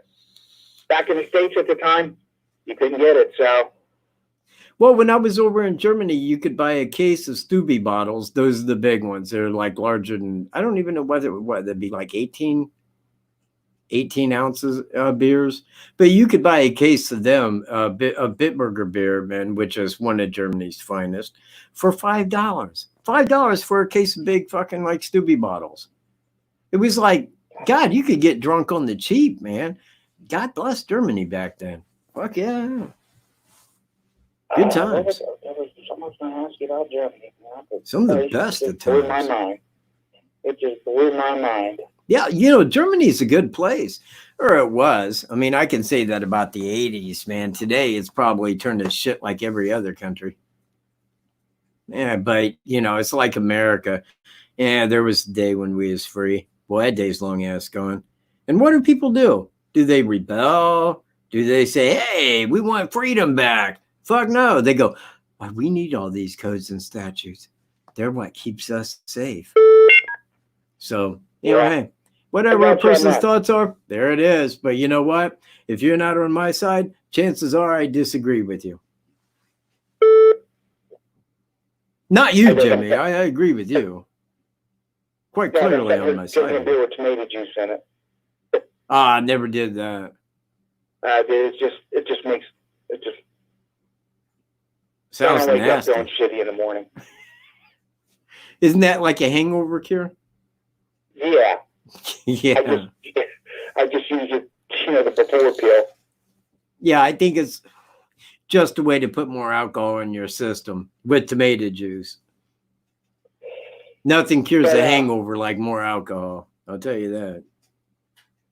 No, but what I want to say is just, these people out there, it's like you got a platform, use it correctly. And I'm not saying to you, because I didn't look at your ticker, but you had like, at the time, 73 people in it. And I don't know the algorithms and all that bullshit. I don't claim to. I just watch YouTube, strictly entertainment. And it's like entertainment turns into a little bit, you go down a rabbit hole. But, someone says hit the like button. Just hit it, I guess, if you're enjoying it. What's so hard about that? Well, But if you can explain to me how that works, hit the like button, like, subscribe. I mean, I could go down a rabbit hole on that one because everybody wants you to hit like, subscribe. well, yeah, but I mean, like, kind of here's my deal with that is this. Look, man, if you're here for my content, like the video. I mean, Exactly. it is a habit for me. I will hit like even if I haven't watched the video because I know it's a video I'm going to like. You want people to know that you like their work. And when people see a lot of likes on a video, they say, wow, man, I might have cussed like a rotten bastard, but you know what? People still enjoyed the video and got content from it. That's what I'm trying to provide. But if you like my content, if you like the facts that I share, then subscribe. Click that bell, man. That way you get notifications. But never wait for a notification. YouTube don't want you to see my shit. They want you to watch ABC, NBC, CNN, and all that other fake ass shit. That's what they demand you watch. That's what's going to be at the top of that thing now. No longer my channel. The FBI said no way. And they said, you got it, FBI. Yeah, the Federal Bureau of Investigations, and we'll do you all day long. So fuck yeah. YouTube is an LLC. We gave them the right to work. What do? They turn around and take our fucking like human rights away. Fuck you, YouTube. Eat a goddamn dick. Thank you. Thank you very much. Is that if you don't like the channel, move on. turn it.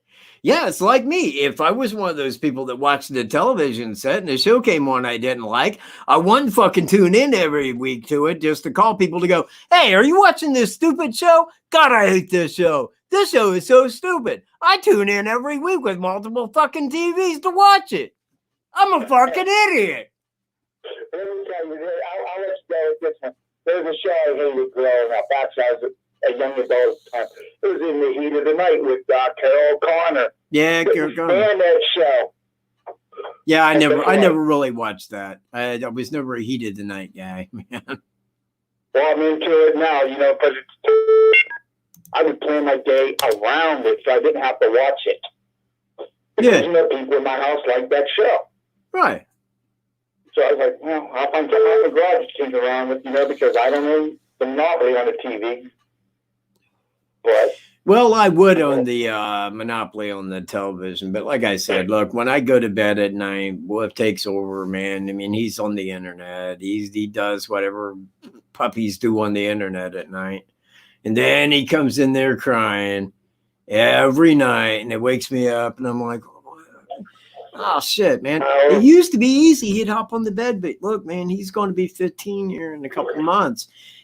That is like, what? How old is that? Shit, I had that edited up. I think it's like 105 years old. God, 105 years old. Man, think about that. That's an old puppy. So, hey, whatever my old Crown Prince of Uganda wants to do on the internet at light, so be it. That's why I provide internet for my little bear. I love it. Well, you just tell we'll be stay away from the midget porn. He will be disappointed. Oh, okay. I was going to say, hey, I don't know what it is he does, man. I don't know what he's doing. If midget porn's his thing, yeah, that's his freedom, man. All right, Mike, I'll let somebody else call in. All right. I only got about 10 minutes left, man. I appreciate you calling Jimmy Juice. You have a good week. All right. Peace. All right. And with that, everybody, unless somebody else wants to call in, and look, man, if you're a fucking troll, I'm going to just call you a motherfucking troll. It'll just be to your face where everybody can hear it. Hey, that might be a troll. Let's have fun with it. Hello? You're on Michael J. Katz's channel. Oh, they didn't want to fucking talk. Motherfucker. Son of a bitch. I thought I had one right there. Thought I was going to just nail them. Balls to the wall. Motherfuckers don't want to talk. Hey, speaking of, hey, they're right there. Dave, call. Call now. Get to dialing, Dave. The greatest drummer now alive. Neil Peart. He died. That's why Dave's the greatest drummer now. You should hear him play, though. Man, the guy is, I mean, you know, phenomenal. My hair is the bomb. And I think, and I appreciate you noticing, because I always put a little bit of, oh, nah, don't, it looks too frizzy now. Yeah, you know what? I'm not losing my hair, but it's just getting too fine. You know, it looks like I'm losing it, man. I mean, I looked at a video a couple of years ago and I thought, God, I had gray hair. Now look at it. Man, I got to mousse it and shit and puff it and make it look all spectacular. Yo. Yo. What's going on, Dave? It's time for Dave. What's up, Dave? Same old shit, man. Doing my show. It's Tuesday night, you know? Yeah, man. Yeah. So, man, how's life out in the sewer? Boring.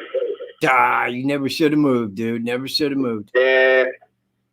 See, man, you could be out here, man, having the great time, doing what's good in life. But no, you fucked up. You made that move. Yeah. Just chilling. So, you knew the geese came back, right? Yeah, I watched that video the other day. Oh, did you? Okay. Yeah, I didn't know if I had informed you or not. Yep. Yeah, rest in peace, Neil. Yeah, so, man, Neil Peart died. What was your thoughts? Oh, fuck, he died a while back. Well, yeah, a while back, but, man, we don't talk every day. Yeah, it's sad, but he had brain cancer. I didn't even know he was sick. Yeah. Man, he suffered through it well. I mean, I would assume cancer of the brain, man, you'd be all like, you know. He wasn't, you know. He was still doing his drumming thing. I mean, man, maybe brain cancer ain't like as bad as I thought. Maybe you just slowly fade out. I don't know. You know, I think you'd be in there like eating brain cells and shit, like you was sniffing glue or something. Super glue. Super glue, man. Man, I fucked up. Some good stuff, man. Oh, that's the best, man. Do it to a sock. Mm. Yeah, take my car in tomorrow and get it fixed. Your car. Yeah, there's some like. Man, people don't want to hear about your car, Dave. Huh? People don't want to hear about your car, man. We got 66 people viewing. And Man, everybody's man, on here it's, saying, why is Dave talking about his car? You know, what's up with Dave's car? Did you guys open up there in Indiana yet? Yeah, we're starting to. So there's like 99 counties here in Iowa, and they only opened up 77, and ours wasn't one of them yet. You know what? It's the flu. Allegedly. It's the flu. So China released the flu. Yeah. And if you look at the people that really died of corona, the real people that died of it, it kills less people than complications of the regular flu. They shut down the global economy. CDC deal yesterday that it were like a couple days ago was 60-some thousand deaths, and now they dropped it all of a sudden down to 37,000 deaths only. Yeah. You know what? The flu kills more than that in a year.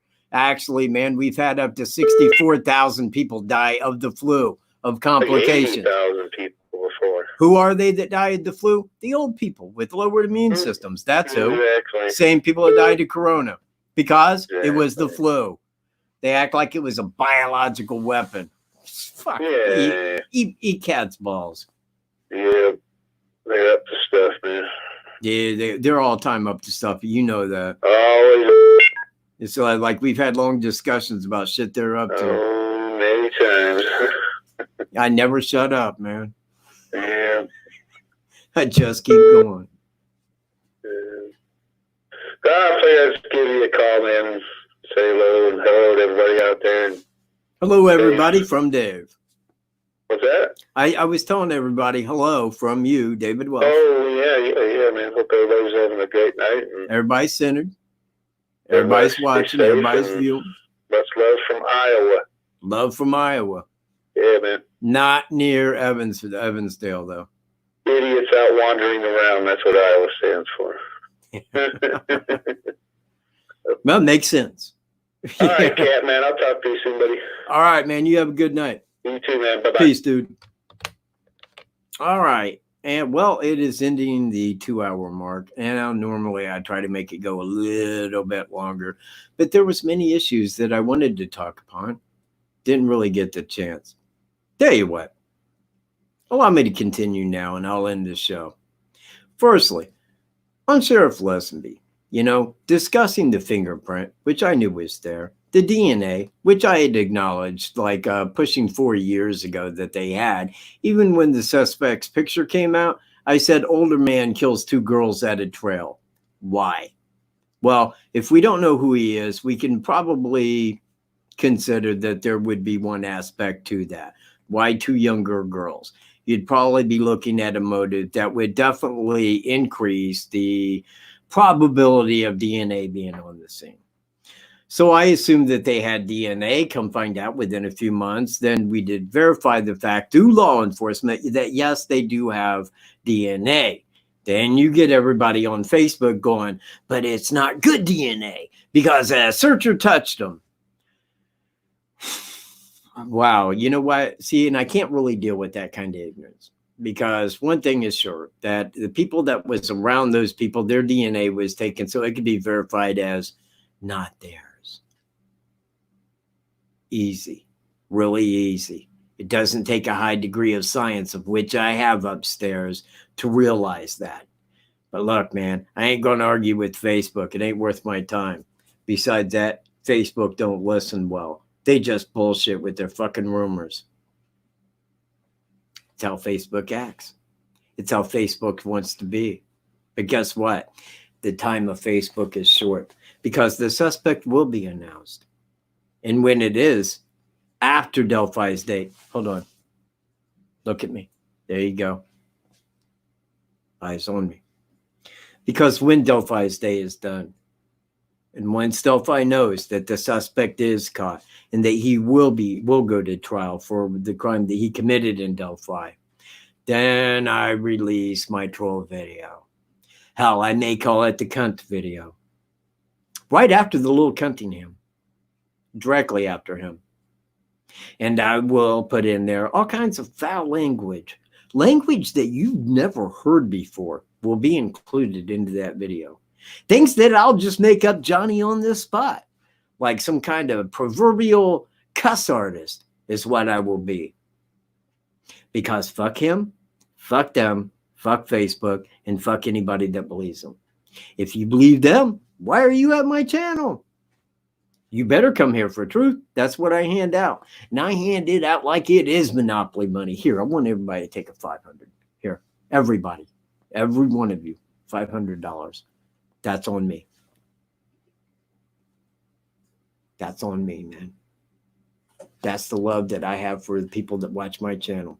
And I appreciate every damn one of you for being here and taking your time out at 6 p.m. Easternly every Tuesday evening to be here with me, Michael J. Cat, and to take in my content. A cuss artist, yeah. Well, okay. Well, and again, I'm not really a cuss artist. I don't go around just cussing. Not normally, although I do it in times of humor. I understand. My friends know that. Like if they're around me, they know I'm going to drop that F-bomb like a snake bomb, man. They know it's coming. So is Wolf, because I'm all the time going, excuse me, what in the are you looking at? What's over there? That's who I am. Make it rain. I am. And if I had all the monopoly money in the world, I'd give it all right to you. And it's unfortunate. I ain't even got all the Federal Reserve notes in the world yet. Working on it. Give me time.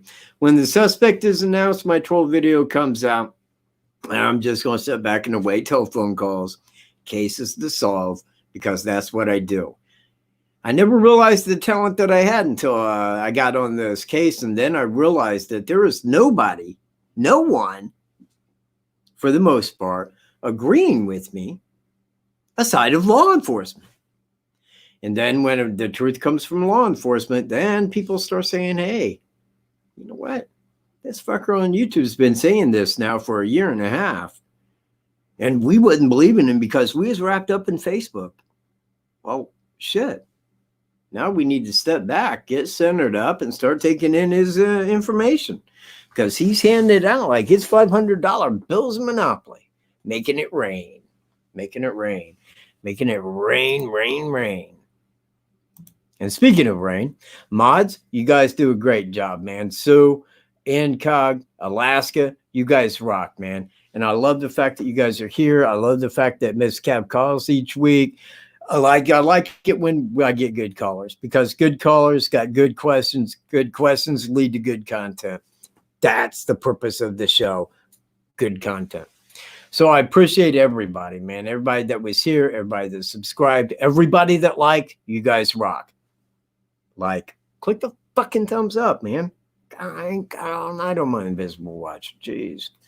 So anyway, with that, I'm out of here. And I will see you guys next Tuesday evening. Oh, wait a minute. Hold it. Wait. Pardon. I got one more thing to add. One more thing. The video that I talked about for months and months and months, it was the redo of the Delphi suspect summary. I am redoing that. I am putting in every piece of information, all evidence, every circumstance, everything that I have allowed for. I am even including into it rumor and why I disagree with these rumors. It's going to have like a Facebook part in it where I literally have a finger showing toward Facebook, like kind of pointing at them, literally, you know, pointing at Facebook. And oh, yeah. And well, in my little bear, man, God, I love him. Yeah, man, he's so special.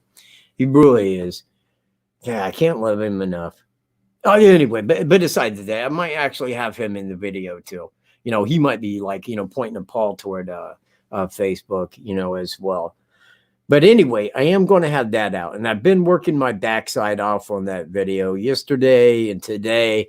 It's 17 minutes long right now, but it's probably going to go to about 45 minutes long. That is going to be a video you wish not to miss. I'll tell you right now, make sure you hit the notification, because when I release that, it's going to premiere instantly, probably at 10 a.m. in the morning. That's what time I like to set them for, because once I upload it, I set to premiere when I get up in the morning, which is usually right now at 10, but then it changes back to 9 with daylight savings time, you know, but it always stays at the exact hour. That way I never had to set myself toward daylight savings time, because that can be a bitch. Man, you lose an hour, you fall back an hour, you get an hour. It's like, no, I'm on the same effing time. People got to agree with that time. But anyway, I'm going to set that to premiere at 10 a.m. in the morning. You don't want to miss that, because after you watch that, that will bring up a lot of important questions that I hope to hear in telephone calls next Tuesday evening at 6 p.m. Don't wait for a notification. At exactly 6 p.m., bam, I hit live. There it is. Don't wait. Be here. Love you guys, man. Everybody out there, stay cool, stay safe, and don't catch the invisible scare. It might kill you like the flu. Peace, everyone.